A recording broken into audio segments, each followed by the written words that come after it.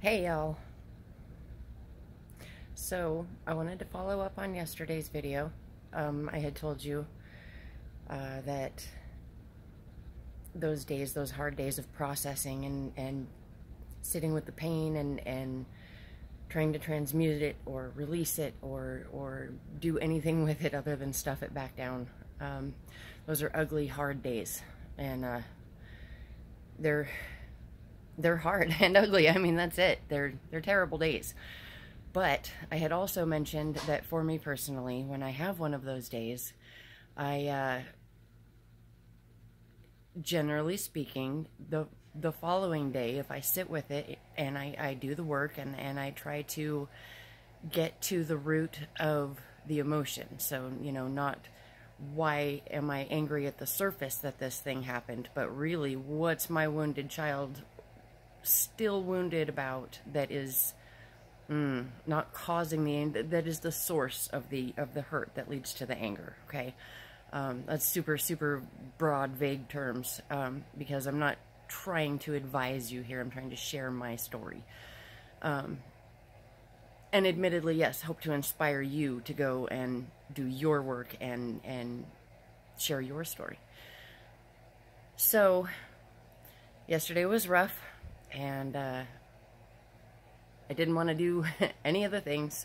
I took a nap. I did some little bit of stretching. I didn't really feel super inclined to do lots of meditation yesterday. I did try to ground some, but I really just kind of curled up into myself and then went out in the evening time and did my dashing. DoorDash, that's what I do for a living. And when I got home, it was a craptastic night dashing. I made some money and that was good, and I cut out early and came home because I was very tempery and ragey and flary-uppy and not being especially nice to other drivers, which is my personal challenge and lesson, particularly right now. Other drivers make me crazy. I allow other drivers to make me crazy. That's the lesson, right? Anyways, learning to control that and be patient and loving and remembering that every single one of them is me is key to my growth spiritually right now. And so on the days that I cannot do that, I will generally try to heed the universe and remove myself from the situation, because at the very least I'm out there throwing around really rotten energy at people that probably don't deserve it.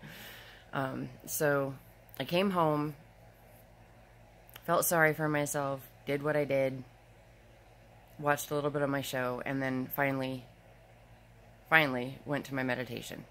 And I found a really good one. Generally speaking, I have found if you go on YouTube and you search exactly the meditation that you want word for word, you will end up with a choice of that topic, and you can take your pick. Personally, meditation is very difficult for me. I have a hard time sitting still for that long. I have a very difficult time focusing and shutting off my brain. So I tend to, right now at least, go for a 20 minutes or less version, and they're effective.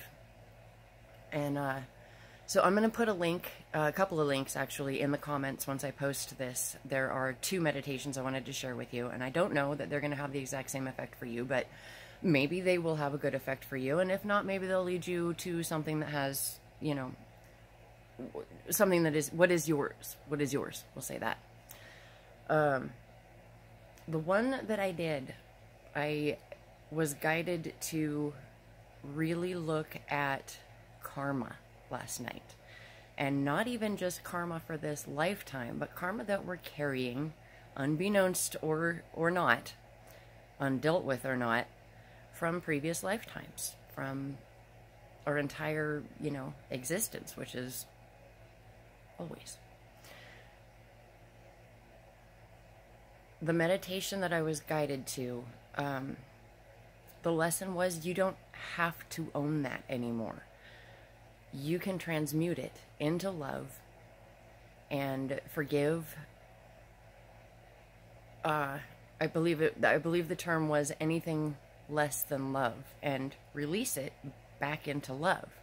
And in doing so, not just once obviously, but in doing so as a practice, you can release your karmic debt, apparently, is what I'm seeing. So I found this meditation I released a lot of karmic debt last night, and I went in. That's what it was. I went in to ask for further help from my spirit guides, which are a huge part of this particular meditation, is bringing them into your presence and having them surround you and protect you and let you know that they're there and remind you that you actually have to ask for their help and give them permission to meddle. Nobody can mess with your karma without your permission.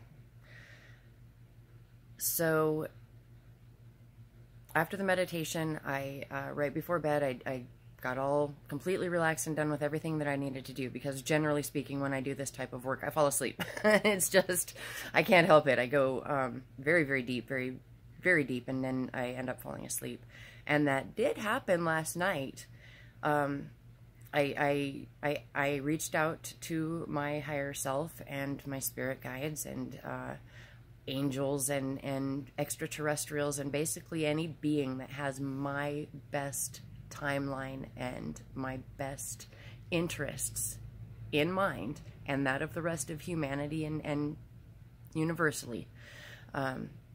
Gave them permission and asked them to help me get out of my way and to accept their advice, because a thing I personally was shown this week was recurring things, and I frequently said I'm living the same fucking year every year, especially when it comes to financially. I am always struggling. Every month has its same challenges because, you know, this month might have a birthday or a holiday or a trip or random things tend to happen in certain months for me, car breakdowns, etc., that are going to cost unexpected money. Forgive me, I've lost my train of thought. So I'm going to go back to, I reached out and I asked for help, and I asked them to help me get out of my way and asked them for guidance on, I'm not going to make my rent, and I needed to release that to them and ask them for their guidance and help in that. And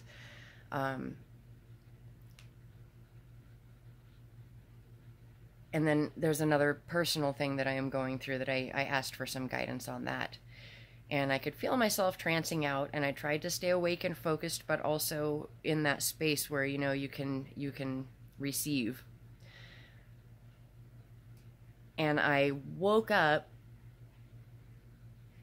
to them speaking to me.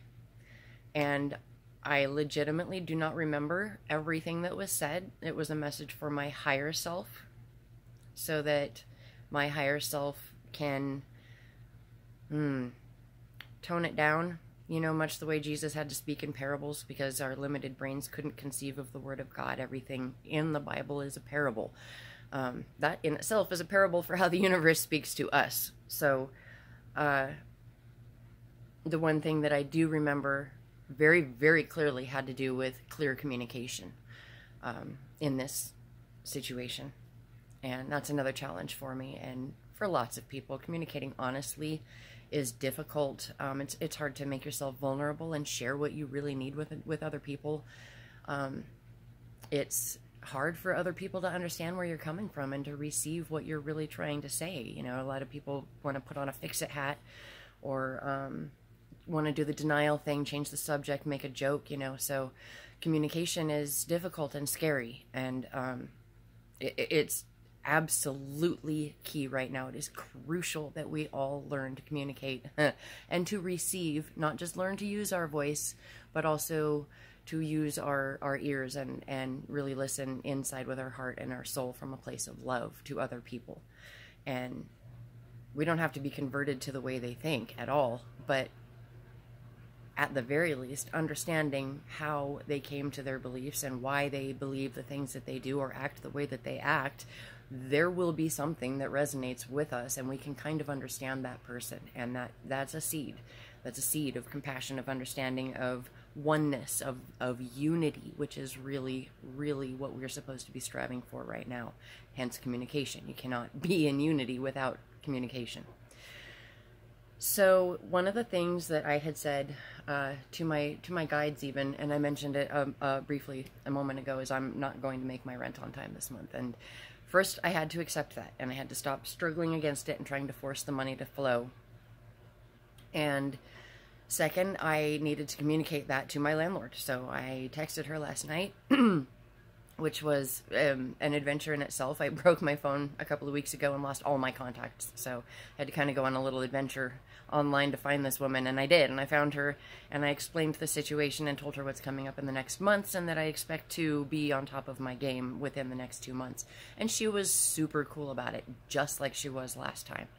So it, you know, just the act of communicating that to her and owning it and saying, you know, I will pay as soon as I can and any applicable late fees, laid out my plan for not being late in the future, and her receiving it and responding so positively rolled a boulder off of my shoulders. And I felt better. So I asked my spirit guides, you know, I said, I need money tomorrow. I'm behind on all my bills, etc., etc. And to be quite honest, I am still a fucking human, and self-doubt is a huge, huge issue for me. And if I don't see results, I'm very agnostic about a thing. If I don't see results, I stop believing in it very fucking quickly. So, now obviously part of the lesson for that is adjusting your expectations. The results might not be what you expect them to be, but in accepting that and learning what you really need and really pursuing the manifestation journey, I'm finding, you know, you can make these things happen. You can assist your higher self and higher beings than you in making these things happen, is a better way to say that. So, short story, very ramblingly long, and if you've stayed with me this long, thank you. I got up this morning, I did a new yoga routine and pulled stuff off physically I did not think I was capable of. So progress is swift. It's only been, I think, 5 days that I've done my yoga in a row. I've done it intermittently for, you know, years now, but never with dedication or loyalty or devotion. And this woman kicked my ass. And there was plenty I couldn't do yet, but there was plenty I could do that I had no idea. And it got the heart going and the spirit going and the body going. And afterwards I dived right into the other meditation I'm going to link, which is a daily morning manifestation meditation. And pretty much all the meditating that I do is guided. So when I share stuff, it's going to be somebody else doing the thinking for you. And if that's not for you, cool.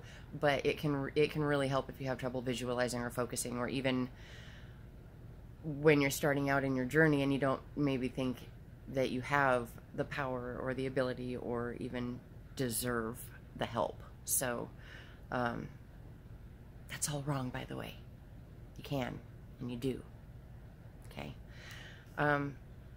I did these things and I really tried to just be grateful for the day and be grateful for the processing that I did last night. And I'm sitting here getting ready to put my face on and get ready to go dash, and my messenger bings, and I'm like, who's that? And I pull it up, and a random Facebook friend.